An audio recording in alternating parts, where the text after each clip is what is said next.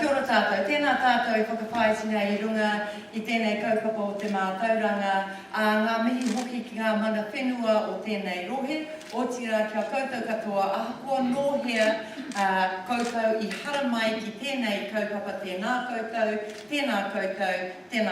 katoa. Good afternoon, and thank you very much for Peter, on behalf of all of the principals here, welcoming me this afternoon. Thank you very much, Phil, for including me in your program today. Can I apologise? Well, really, there are many things that I can have influence over, but making an Air New Zealand flight fly is not one of them. And after spending 3 hours yesterday morning at Wellington Airport in the hope that the engineering fault would be fixed and I would be able to get up here, finally admitted defeat and arranged the opportunity to come back this afternoon. Thank you so much for putting me on after an incredibly funny, smart person in the in the last parts of your program over the last 2 days. It was probably going to be quite a hard act to appear before you, given some of the concerns you have and the way you've expressed them, but that's made it even more difficult. I'm not funny at the best of times. But anyway, I am delighted to be here. I want to acknowledge, I want to do a couple of things, but firstly I want to acknowledge the work that all of you do across the country, and to thank you. To thank you personally and directly, each and every one of you, for the leadership you show, not only of your schools, but as is so often the case, of the communities within which your schools will be hubs. Thank you for leading the team that is the microcosm of, is a microcosm of society, that you have to bring together the blend of pedagogical and instructional leadership as well as operational management of all those parts that together create the sum of education at the local level. Thank you, thank you, thank you.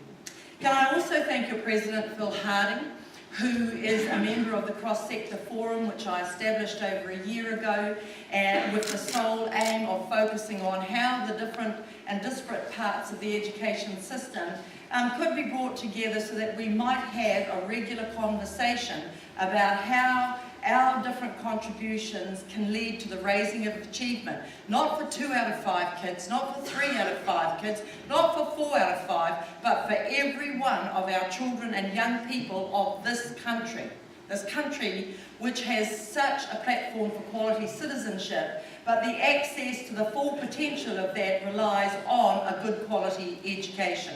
So I'd like to thank Phil. He manfully makes the arguments on your behalves, both at the Cross-Sector Forum and in the regular meetings that I have with him. So Phil, we agree occasionally, and sometimes probably more fulsomely than he's allowed to tell you. But anyway, it is a pleasure having him engaged in the discussions that we do have. I'd also like to tell you that the Ministerial Advisory Group that has been working on the consultation for the transformation of the Teachers' Council has also had on it 4 primary school principals, which isn't bad when the group is 8.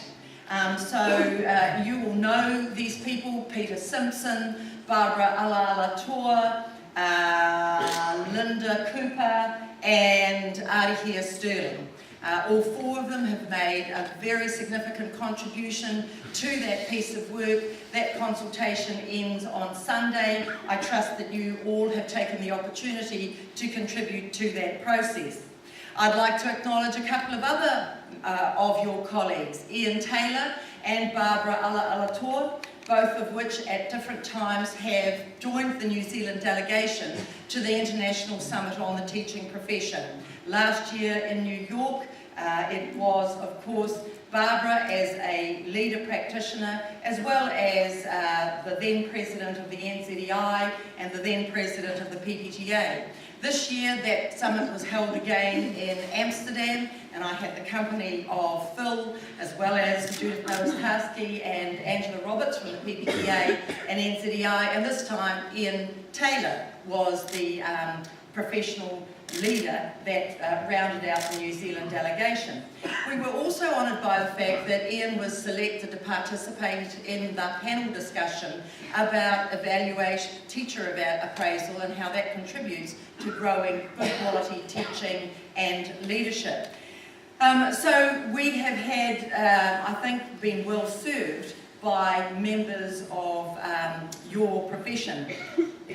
And finally, can I acknowledge and thank the 30,000 teachers who across 2,100 schools provided OTJs of 475,000 students in the last year for the purposes of national standards. It is incredible, it isn't actually, it's a great acknowledgement to all of you that that number of people were involved in a process in only a second year of reporting that led to, at aggregate levels, such consistency across the country. Yes, there is a lot more to be done within that around moderation, around consistency, around the capture of progress and improvement. But nevertheless, only 2 years into this process to get that level at an aggregate level, that level of consistency is a great credit to you and your teaching staff. So I want to acknowledge that. You have significant concerns about PACT, the Progression and Consistency Tool. I want to discuss that a little with you now, and I also want to invite Lisa Rodgers, who heads the assessment regime around national standards, to also give you a little more insight to that tool. Because I want to be confident that you have an informed basis for the concerns that you have, and I would also like to invite you to provide feedback on how you think those concerns can be well catered to. You are the professional leaders of the primary school sector. Your leadership is powerful and important, and I want to ensure that you have an insight to what it is we're doing, why we're doing that, and have the opportunity to give feedback. So we have half an hour between all of us, and that time is ticking down as I can see it now. So I'm just going to make 2 or 3 more remarks about PACT, and then invite Lisa to contribute to that, and then I'm very happy to take questions from you now, but I'm also very happy to take questions from you by email and commit to respond to that. I want to work with you in how we can strengthen your professional leadership and understand what it is we're trying to do here with this tool. As the tool suggests, its name tells you, it is about progression and consistency. It's a response to the 2 main concerns that the profession has constantly raised. How to capture the progress students are making, how to be able to identify the improvement that has occurred, how to get informed, consistent feedback for yourselves that practice is being responsive to the presenting challenges in the classroom of each and every student. It is a way of ensuring that teachers' judgments are indeed dependable and consistent between teachers and between schools and over time. We know that we have a number of challenges in our education system, and we as a country, over generations of educational experts and practitioners such as yourselves, have been prepared to rise to. And one of the most persistent systemic challenges we have is the within-school variability. This is not something we've suddenly discovered. It has been part of our system for a significant amount of time, and we know that to address that we have to understand what's going on at every level of the school. So the progression and consistency tool is not a weapon. It is a tool. And it can only be used as well as you decide it. The judgments that go into it are your teachers. The use made of it is yours. At a system level, as Minister, I am keen to understand what's happening across the country so that I have a better idea of what resources I argue for and where we prioritise them. But as to the data in the tool for your school, that's yours. We're interested at a system level in the numbers. You should know the names. You should know the names of your students. That isn't my business. My business is understanding at the system level what it is we might need to do.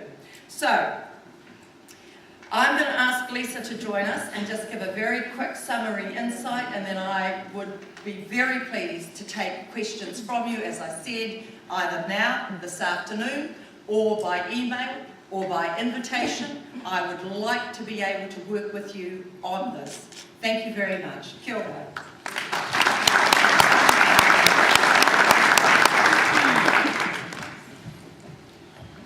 Kia ora tātou. I wonder if you could just hit the presentation up. Oh, yeah. Before I start, is there anybody here that's seen the PACT tool? Hands up.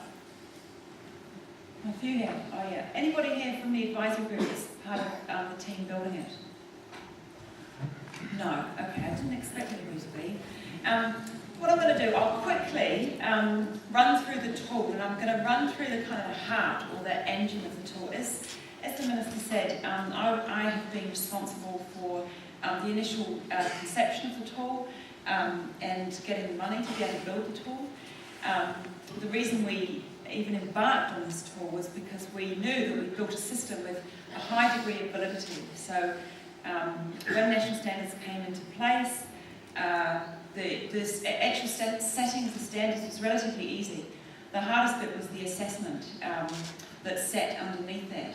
And there was a conscious decision made to continue to build on the validity, but with that we compromise reliability, so we don't get the high levels of consistency you'd get from a national test.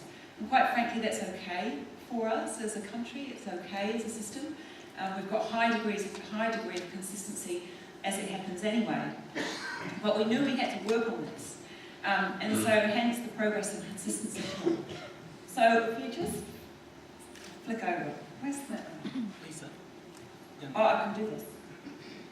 I can do this. If you look down in front of you, Lisa, down here. Oh! Yeah, you don't have to point it at there. Oh! You can see. You can see it. Okay. So, let's just think about the heart of the tool.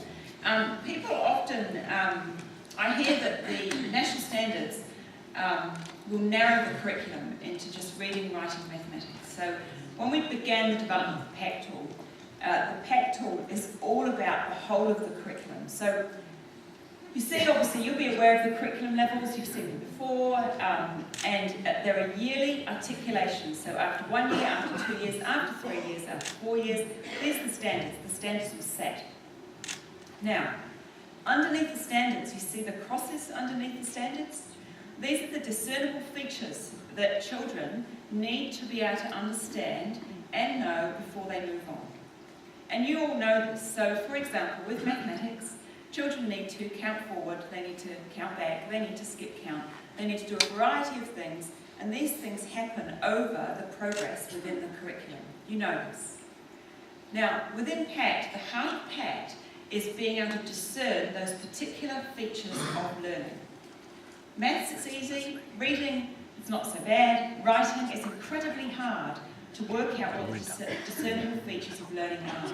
That's the first thing that had to be done. We had to find a rubric that sat within the curriculum for reading, writing, and mathematics. Where do I point it then? You don't, just click the button. There you go, you're gone. Oh. Okay. So now imagine the curriculum turn on its end. So you see the lines of blobs. These are essentially the strands, if you like, in the curriculum. And so for maths, we would have number, we'd have statistics, geometry, all those particular things lined up. And within those particular strands, there are levels of difficulty. And so you see, let's take the first blue line. So say, for example, that might be number. You'd start with counting forward, you would go up, you'd do count back, you'd count groups, etc., etc.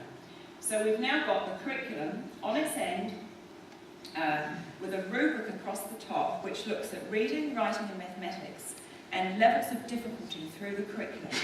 And you note here that I'm not talking about age-based assessment. This is wholesale based on the New Zealand curriculum.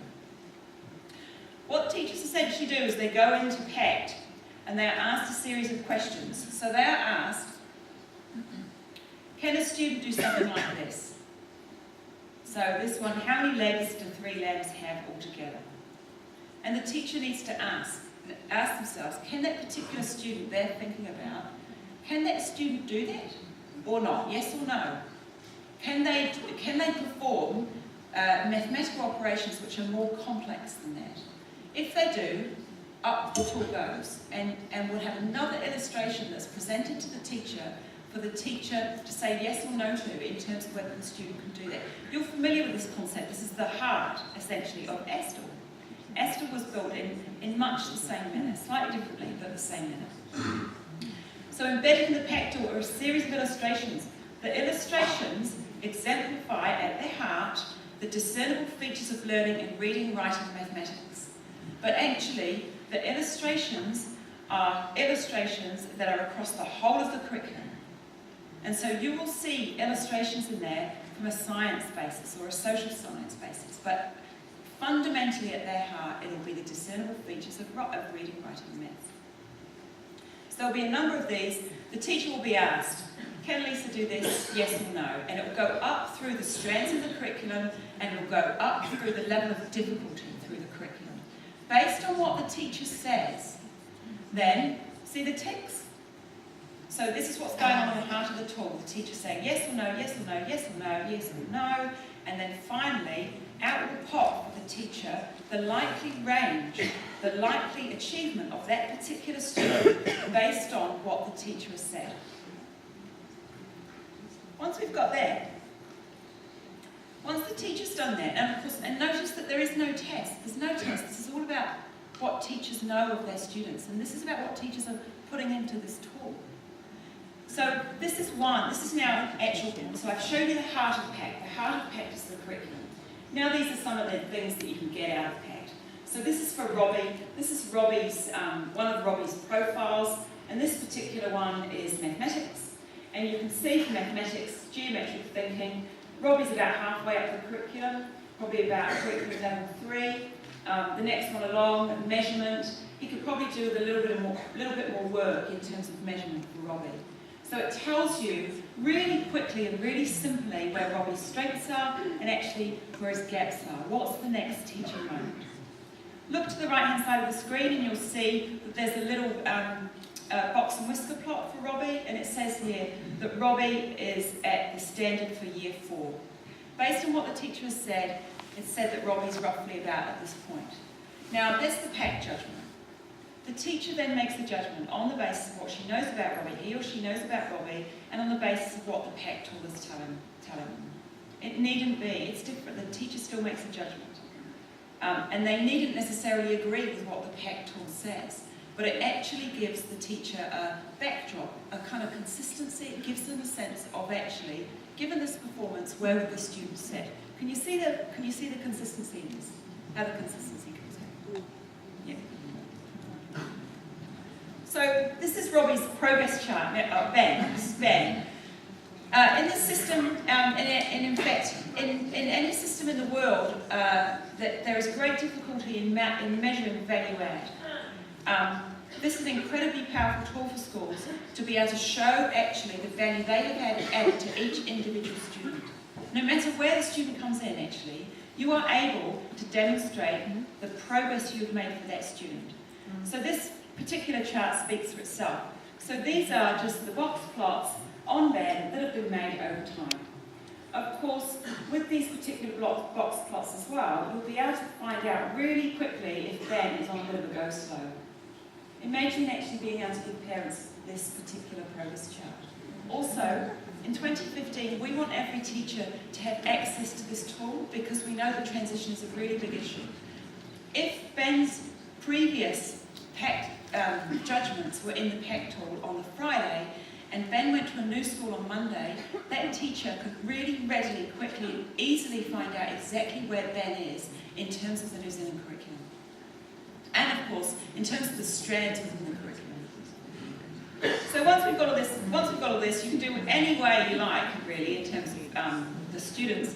This is the strands of the curriculum in terms of you can do reading, writing, maths, obviously. The big blobs are the things that this particular school is doing well at. The small blobs are the things that the school isn't doing so well at. And so it'll give you an indication of actually where you need to focus as a school. So is statistics, or particular aspects in statistics, are you doing really well there? Have lots and lots of students got there? Or are there particular areas that we need to focus on as a school? So it gives you that at a very deep curriculum. This is your school box. This is the school box block. So you can cut this by class. You can cut it by your own school. You can look at it in terms of gender or ethnicity, and this basically shows the progress that you've made over time and the spread. Lastly, probably one of the most powerful things in the tool is actually it's moderating around the borders. So teachers will be able to pick this up. Don't moderate for everyone, just moderate for the students actually that you're unsure of. The variability in our system is not teachers being able to say where students are at a standard. The variability is one teacher's well below is another teacher's below. From a ministry perspective, we don't care if they're well below or below, we just need to know that actually they're below. But teachers need to know this. And so they can look at the kids around the border and they can moderate around the border. It will give them a lot of sophisticated information to go into a moderation session. And that's about it.